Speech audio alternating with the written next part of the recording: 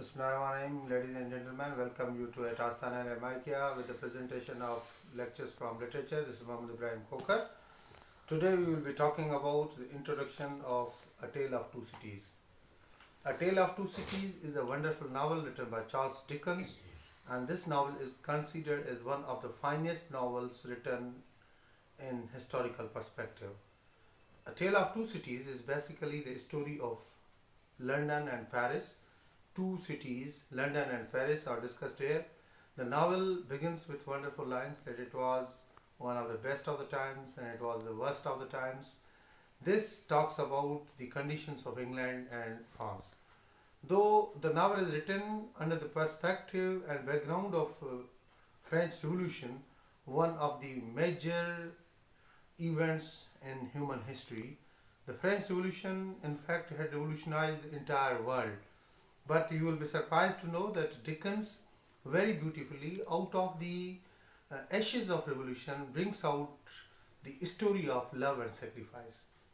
If you think that in A Tale of Two Cities you will be looking for the elements of French Revolution, you will not be satisfied to that much extent, because Dickens exploited the story of revolution into the story of love.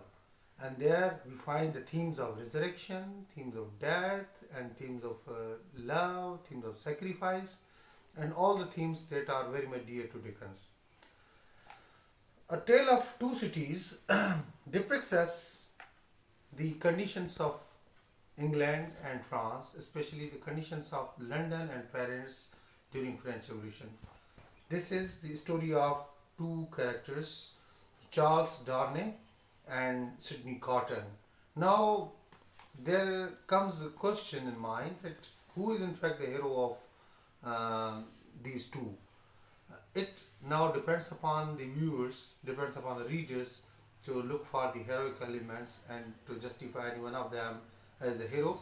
Let me inform you that Charles Darnay was the heir of French aristocratic family that fell victim to the conditions of French Revolution, because when the revolution took place in France, the proletariat who were being condemned, victimized, and ill-treated at the hands of the upper class, at the hand of the royal class, at the time of revolution, the proletariat took revenge and vengeance out of it.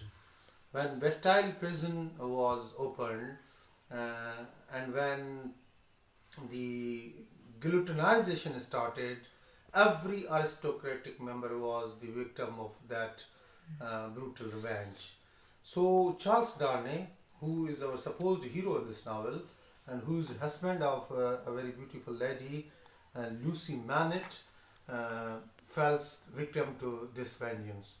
But then there comes our second hero, Sidney Cotton, who was the lover of Lucy but could not marry him because Lucy had already married to Charles Darnay. Sidney Cotton comes for rescue of Charles Darnay because both had resemblance. And then Sidney Cotton sacrificed his life for the sake of Charles Darnay, and thus Sidney Cotton resurrected himself. So this is a wonderful novel.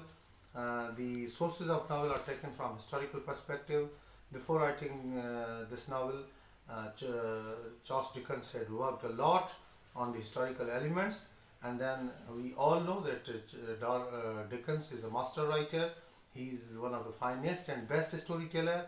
So he has presented a loving story, the story that is full of romance, the story that is full of vengeance, the story that is full of revenge, the story that is full of bloodshed, and then at that time the story that is full of sympathy, the story that is full of resurrection, the story that is full of lessons, the story that is full of patience. Everything is mingled, and one of the finest novels ever written in historical perspective is presented before the audience. The novel was published in 1859 and is considered as one of the best efforts of Charles Dickens. Thank you very much.